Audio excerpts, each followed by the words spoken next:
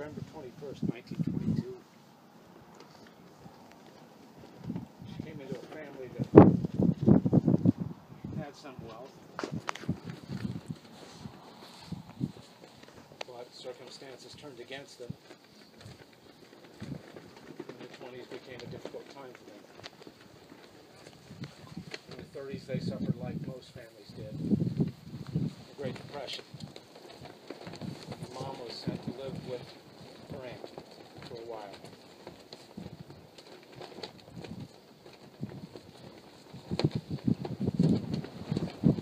She made it through high school with honors and received a scholarship in journalism.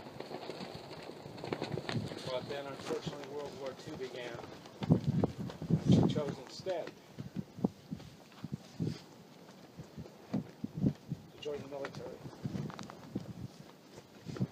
She served honorably. Oftentimes she saw orders long before the field commanders did.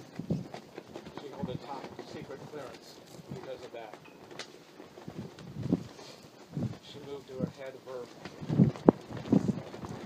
graduating class and served with honor. Somewhere just before she joined the military, a young man met her at a dance, and he thought very highly of her. Thought she was pretty hot. Also, she was a pretty good dancer. So he went off to war, and she went off to war, and he spent the war writing letters because he didn't know where she was, to her mother, and she to him, so that when the war was over, he could find her. And he did.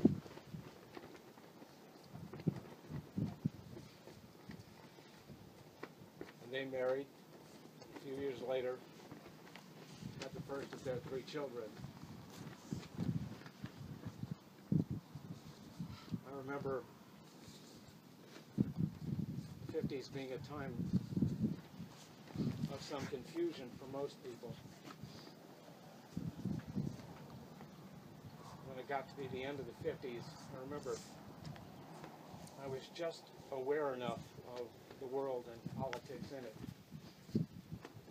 to be aware of an election, the presidential election, the 1960 presidential election. And my mother and father sat in the kitchen and they debated. And I'd never heard a debate, especially between my mother and father. One took one candidate, the other took the other, and they discussed the candidates and the issues, and then they switched. And they did it again. Mom proved that she was politically very acute. She had served in the military, and with that came a certain sense of order. Now, came the 60s, and changes happened. A lot of changes happened. And mostly what I remember is my mother sneaking out to the car to listen to rock and roll, because my father listened to country and western and didn't really appreciate rock and roll. But she pushed really hard so that we could watch the Beatles on the Ed Sullivan Show. Then came the 70s, the beginning of marriages, and shortly thereafter, their first grandchildren. And they started a business. And Mom became, as she used to call it, the chief cook and bottle washer. She was the person who did everything. She had learned in the 50s and in the 60s to wire with precision. She worked for the Hughes Aircraft Corporation, and a number of the things that she built went into space. Some of them are probably still up there. So when my dad started his business, she became the first wirer for his automated machinery. But she was also the chief financial officer. She kept things going, kept the money moving.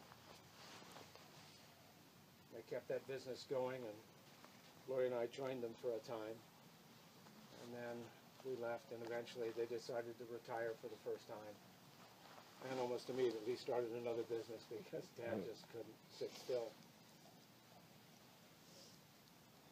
Eventually came great-grandchildren, and eventually Dad.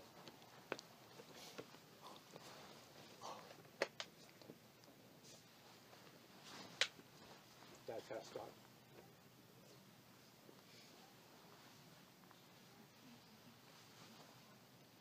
Our mother was a very bright woman, very intelligent person, with a phenomenal sense of humor. She used to laugh so hard, it was like every cell in her body was laughing. She would just shake, and no noise would come out. And that's about as true a laugh as you can get. My mom could have been anything. Dad had quite a temper, and so apparently, according to my father, did my mother. But she decided fairly early on in their marriage that one of them had to keep the peace, that one of them had to be the rock. And so she became the rock and the peacekeeper. Mom could have been anything. She could have been a journalist.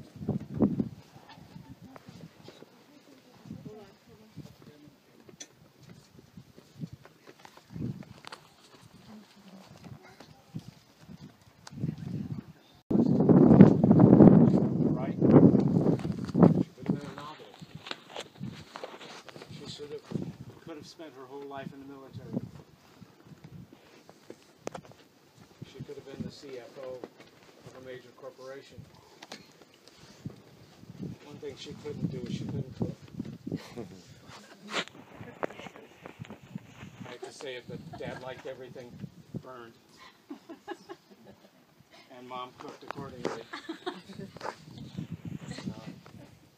But she did make some things that are tied inexorably to her.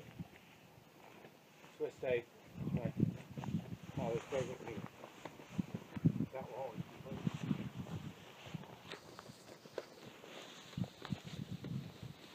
And though a lot of people didn't like her pumpkin pies, I loved them. Maybe because they had too much nutmeg. I don't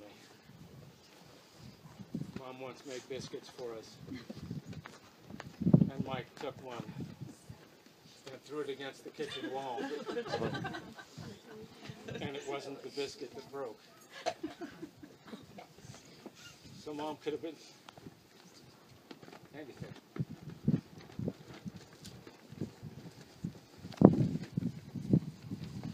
Most fortunately for most of us here,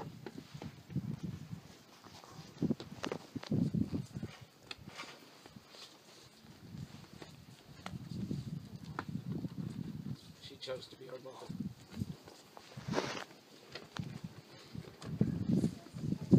Passionate for our father.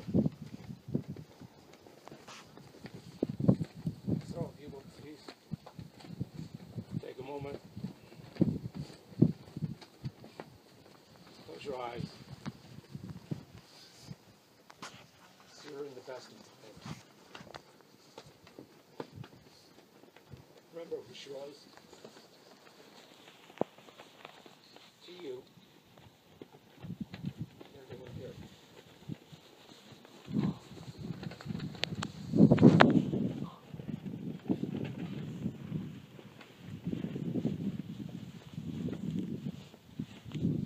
Yeah, thank you all for coming.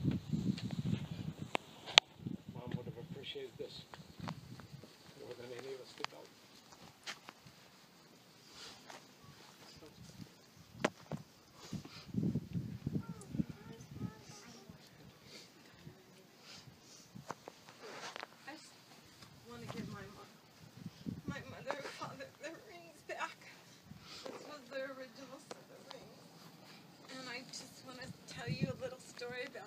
When she was a little kid, and she relayed to me, I asked her what the most tough time was when she was a child.